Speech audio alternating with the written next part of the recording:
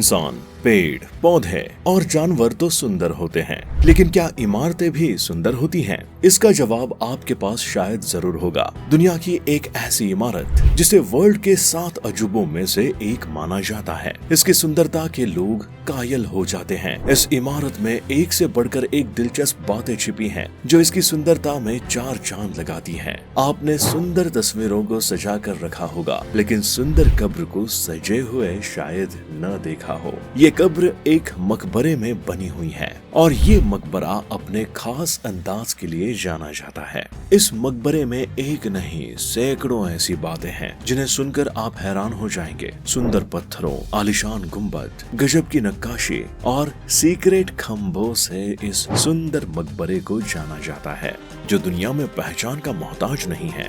इस मकबरे को प्रेम का प्रतीक माना जाता है, जिसमें उस सुंदर स्त्री की कब्र है जिसके प्रेम के दीवाने मुगल बादशाह थे और उनके प्रेम ने ही इस अजूबे को बनाया है।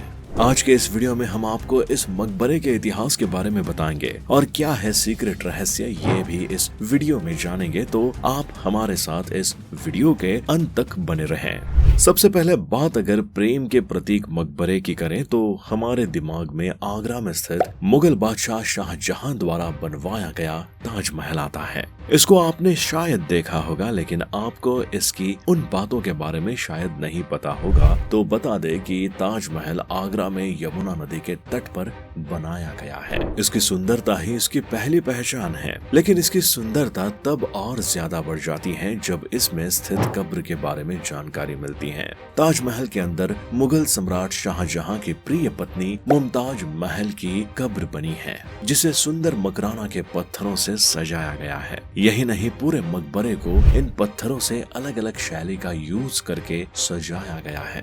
ताजमहल को बनाने के वक्त इसमें एक ही कब्र थी, लेकिन मुगल बादशाह शाहजहां के मरने के बाद उनकी भी कब्र को इसमें दफनाया गया। भारत में स्थित ताजमहल को देश विदेश से लोग देखने आते हैं। यमुना नदी की ठंडी ठंडी हवाओं से लोग ताजमहल का दीदार करते हैं। ताजमहल अपने सुंदरता के लिए ही नहीं और दूसरी कई खासियत के लिए भी जाना जाता है। 400 साल पुरानी ये इमारत अपने जमाने से लेकर अब तक अपने खास अंदाज के लिए जानी जाती है। इस इमारत को बनाने में 20,000 से ज्यादा मजदूरों की जरूरत पड़ी थी और एक से बढ़कर एक कारीगरों को लगाया गया। कहा जाता है कि इसके बनाने में मुगल सम्राट शाहजहां का खजाना तक खाली हो गया और इसे बनाने में 22 साल से ज्यादा का वक्त लगा था और ये समय इसकी नक्काशी को गढ़ने और उसे एक अलग तरह का शेप देने के लिए लगा था। कहा जाता है कि मकबरे की कई डिजाइन को मुगल शासकों के मकबरों से लिया गया, जो उन सम्राटों ने अपने समय में बनवाए थे। अगर आप ताजमहल के खम्भों को देखेंगे तो आपको ये खम्भे बाहर की ओर निकले हुए दिखाई देते हैं। ऐसा उस समय के कारीगरों ने इसलिए किया क्योंकि दूर से देखने पर ये खम्भे सीधे दिखाई देते हैं, लेकिन अगर इन खम्भों को सीधा बनाया जाता तो ये अंदर की ओर गिरते हुए नजर आते हैं। इसका दूसरा रीजन ये भी बताया जाता है कि भूकंप के समय ये खम्भे अगर गिरते हैं तो बाहर की ओर गिरेंगे, जिससे मकबरे को टूटने से बचाया जा सकेगा। इन खम्भों और गुंबद के आकार को मुगल सम्राट के मकबरों से लिया गया है। इसकी खासियत तब और बढ़ जाती है जब इसमें मुगल काल की पित्राडुरा नक्काशी को मकबरे और कब्र पर उकेरा गया। ये शैली उस जमाने की सुंदर शैलियों में से एक थी। भारत में मुगल काल में बने कुछ ही मकबरे हैं जिसमें इस नक्काशी को उकेरा गया है। ताजमहल को ऊंचे चबूतरे पर इसलिए बनाया गया है क्योंकि यमुना नदी में बाढ़ आने के समय इसको पानी से बचाया जा सके। ताजमहल के चारों तरफ सुंदर फूलों का गार्डन लगाया गया है, जो इसकी सुंदरता को बढ़ाता है। इन गार्डन के पास पानी से भरे चौकोर पौंड भी बनाए गए हैं, जो टूरिस्ट को ठंडक का सुखद एहसास देते हैं। जब भारत पर मुगल एम्पायर की बात करते हैं तो इसका समय 1526 से शुरू होता है और ये वंश सैकड़ों सालों तक चलता है। इसके बाद जब हम मुगल सम्राट जहांगीर के बारे में बात करते हैं तो बता दें कि जहांगीर मुगल सम्राट अकबर के बेटे थे। इनका शासन चित्रकला युग के लिए जाना जाता है। कहा जाता है कि जहांगीर के बेटे, जिसका नाम खुर्रम था, उसके जन्म के समय जहांगीर बहुत खुश हुए और हर साल उसके जन्मदिन पर उसे तराजू में सोने चांदी के टकों के बराबर तोला जाता है। ये प्रथा हर साल होती थी। जब खुर्रम की उम्र बढ़ने लगी तो उसे जहांगीर ने नई जिम्मेदारी दे दी। उसे अलग अलग प्रांतों का सूबेदार बनाया गया। खुर्रम ने अपने सूबे को बचाने के लिए कई लड़ाइयाँ भी लड़ी और दुश्मन शासकों को हराया। खुर्रम की वीरता को देखते हुए शहंशाह जहांगीर ने खुर्रम को शाहजहां के नाम से पुकारा और उसे मुगल एम्पायर में बड़ी जिम्मेदारी दी गई। जहांगीर अपने सभी पुत्रों में शाहजहां को सबसे ज्यादा मानता था। उसे अपने बाद सम्राट बनाना था। इसके अलावा मुगल साम्राज्य की जिम्मेदारी भी देना चाहते थे। शाहजहां के विवाह योग्य होने पर जहांगीर ने उनकी शादी मुमताज महल से कर दी। मुमताज की सुंदरता को देखकर शाहजहां उनके कायल हो गए और शादी के लिए हाँ कर दी। वैसे शाहजहां ने कई शादियां की, लेकिन उनकी सबसे प्रिय रानी मुमताज महल थी। मुमताज को सुंदरता की खान कहा जाता है।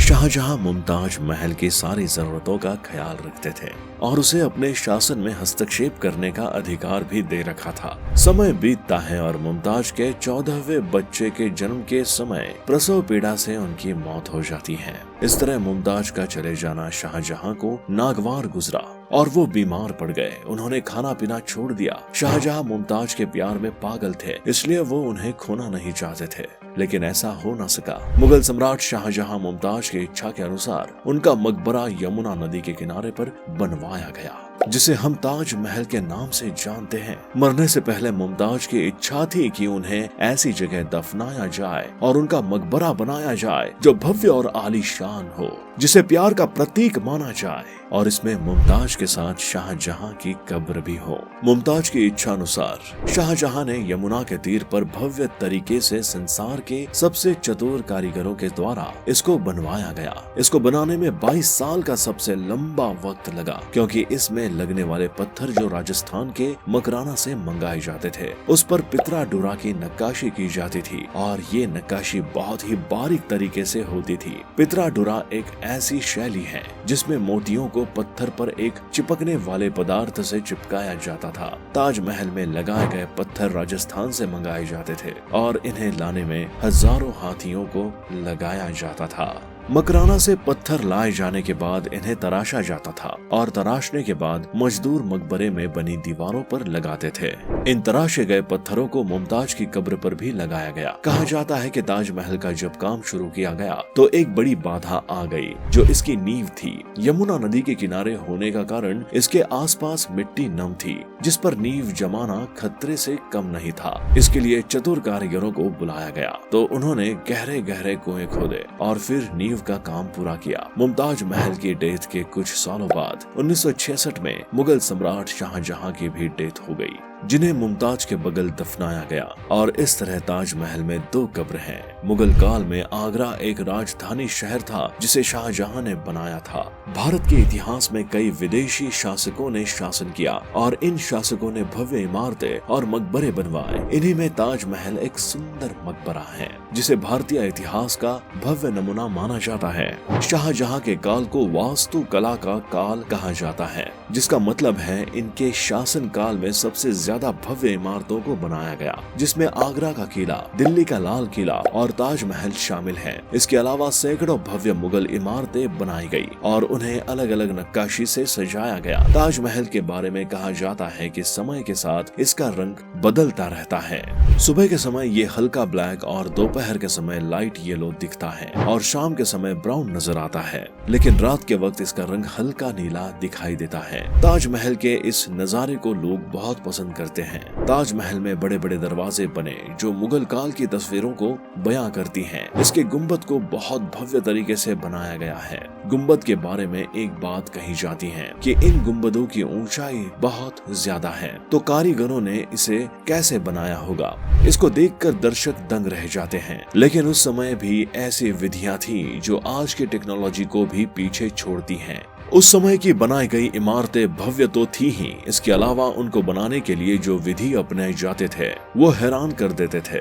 आज के समय तो मशीनों से उसे कर लेते हैं, लेकिन उस समय मशीनें नहीं थी और मजदूरों से काम लिया जाता था। ये मजदूर और कारागिर ऊंचे गुम्बदों पर चढ़कर उनका निर्माण करते थे। आज भी ताजमहल की सुंदरता बरकरार है। इसे टूरिस्ट के लिए खोला जाता है। हर साल इसकी मरम्मत कराई जाती है और इसकी मरम्मत में इसकी सुंदर नक्काशी का ख्याल रखा जाता है। इसे वैसे वैसे ही संवारा जाता है जैसे इसको बनाया गया है। हर साल लाखों टूरिस्ट विदेशों से इसको देखने आते हैं और इससे सरकार की कमाई भी होती है। इसे पूरी दुनिया में प्यार की निशानी के लिए जाना जाता है। बता दे, कुछ समय से ताजमहल पर कुछ हानिकारक गैसों से इस पर खतरा मंडरा रहा है। फैक्ट्री से निकलने वाली ये गैस ताजमहल के रंग को फीका कर रही है और उसमें लगे पत्थरों को धीरे धीरे नष्ट कर रही है। सरकार इस पर ध्यान दे रही है और आगरा में पोल्यूशन को कम करने का उपाय भी कर रही है। दोस्तों, आशा करता हूँ आपको ये जानकारी अच्छी लगी होगी। अगर आपको ताजमहल की कोई खासियत अच्छी लगी हो तो कमेंट बॉक्स में जरूर बताएं और हमारे वीडियो को लाइक, शेयर और चैनल को सब्सक्राइब कर लीजिए।